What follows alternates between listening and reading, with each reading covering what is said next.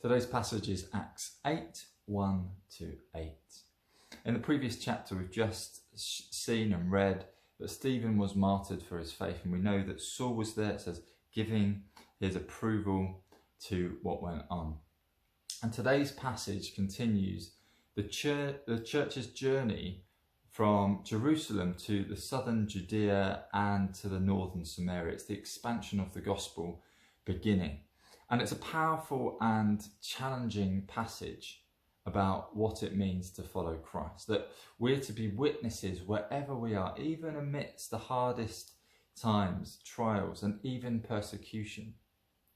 And what stood out to me in this passage was that when persecution arose and the church, it says, was scattered, they didn't lose their call to follow Christ.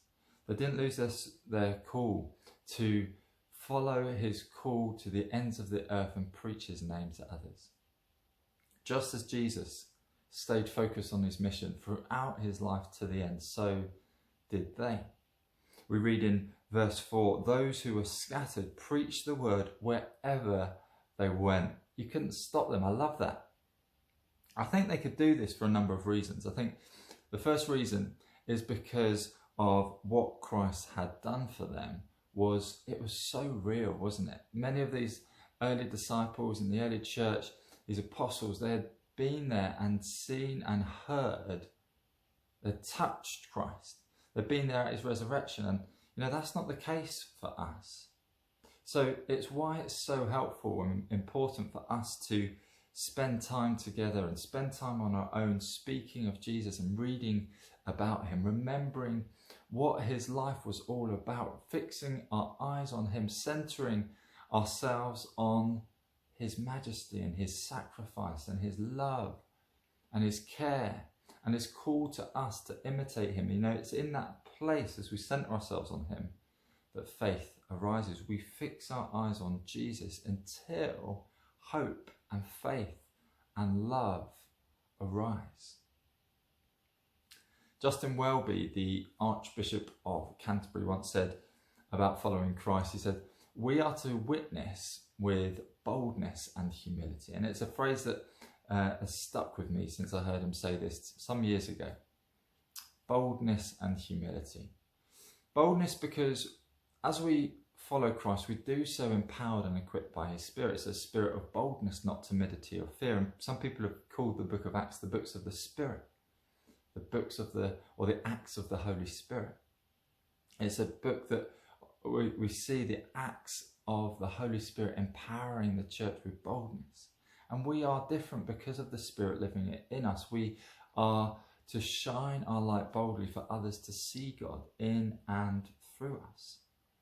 It's so encouraging reading the story of the early church that these weren't perfect people, but they were just like us. In Acts 4, we read some weeks ago that the believers prayed for boldness. I love that they needed God's help and Spirit's empowering to live out their calls. And in Ephesians 6, Paul, who we're speaking about here, before his encounter with God, when he encounters God, he still says, Lord, give me boldness. What an encouragement that if he prayed for boldness and the early church prayed for boldness, so can we. So it's our boldness, but also humility. It's so easy for us to look at someone who's turned from God, who doesn't want anything to do with God, and say, look, if only you did this, if only you sorted that out, if only you would understand. And we can have this sort of superiority about us if we're not careful. But we need to remember how Christ found us, that we didn't do anything for our salvation, but it was the Spirit who revealed God to us. We owe God everything, and we cannot therefore say, we've got it right. How can you not get it? So we're to share and to live out our faith with boldness and humility. With humility. And the other reason we need humility is that we don't know that person's background. And we also don't know their destiny. We live out and share our faith with humility, knowing that even those who would persecute us, who would make fun of us, who would say, why would you do that? Will hopefully one day, like Saul, encounter God themselves. And who knows, how our actions, our words and our lives might impact them one day.